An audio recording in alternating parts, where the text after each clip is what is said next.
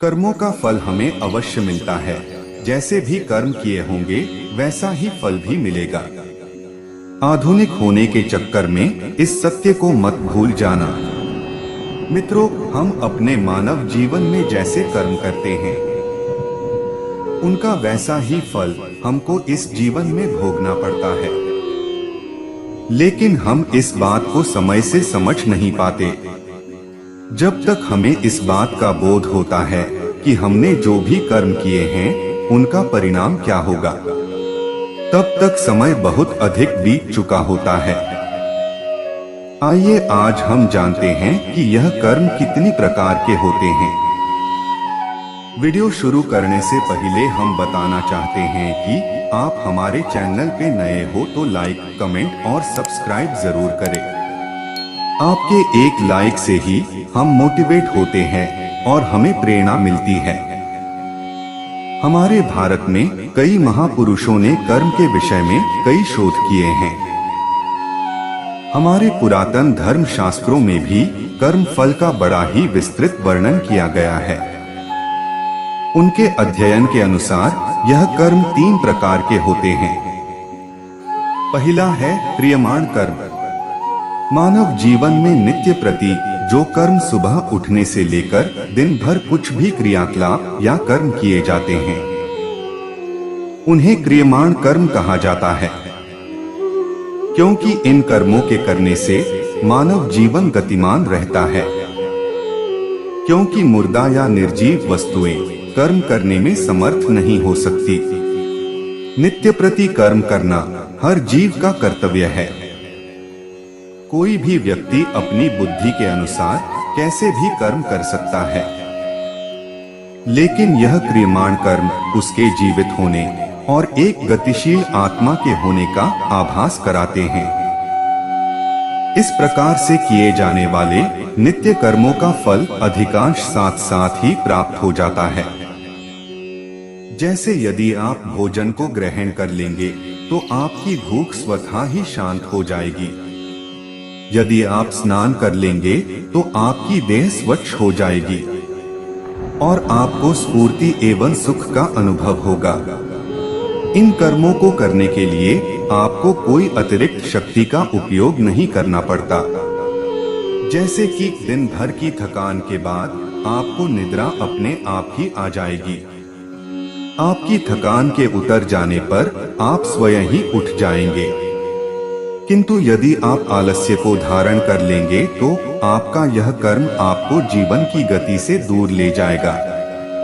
आपको इसके दुष्परिणाम भी भुगतने पड़ेंगे। इस प्रकार से किए जाने वाले कर्म क्रियमाण कर्म कहलाते हैं। दूसरा कर्म है संचित कर्म। यह बात तो निश्चित हो चुकी है कि आपको कर्म तो करने ही पड़ेंगे।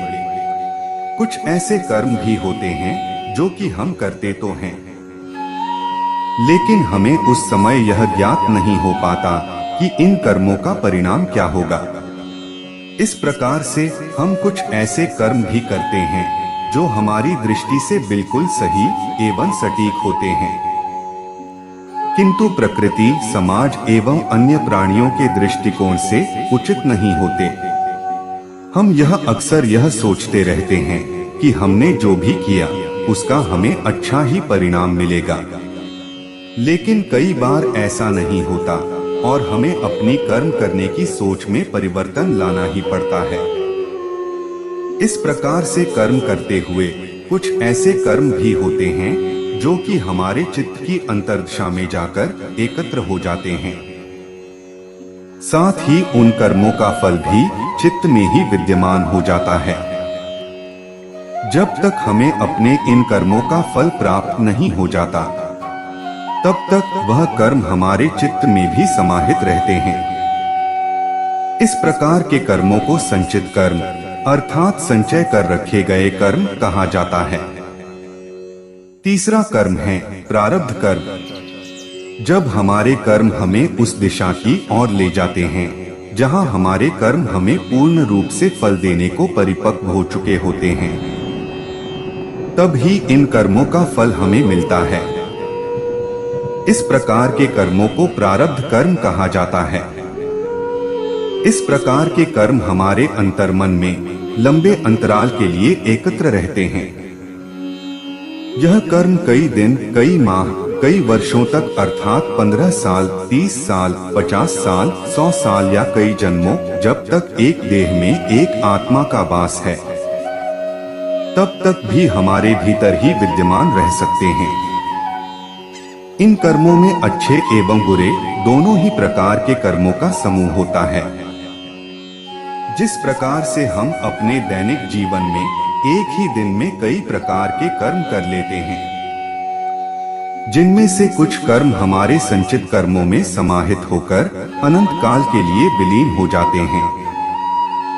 इस प्रकार से किए गए कर्मों का एक बड़ा भाग लाखों की संख्या में संचित कर्मों के एक विशाल समूह का रूप धारण कर लेता है।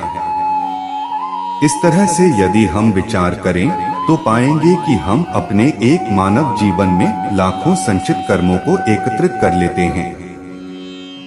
यदि हम अपने पूर्व जन्म के कर्मों को भी इनमें सम्मिलित कर लें तो हमें ज्ञात होगा कि ऐसे बहुत सारे अनगिनत कर्म अभी बाकी हैं, जिनको भोगना अभी शेष है, ताकि उनका कर्म फल हमें प्राप्त हो सके।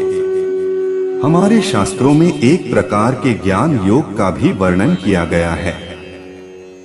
जैसे ही मनुष्य साधना शैली के द्वारा इस ज्ञान योग को सिद्ध कर लेता है, उसी समय उसके जीवन में से प्रारब्ध कर्म समाप्त हो जाते हैं और ऐसा आभास होता है कि वर्षों तक अंधकार में कैद रहने के बाद एक प्रकाशमय दीपक की रोशनी से जीवन जगमग सा हो उठा है।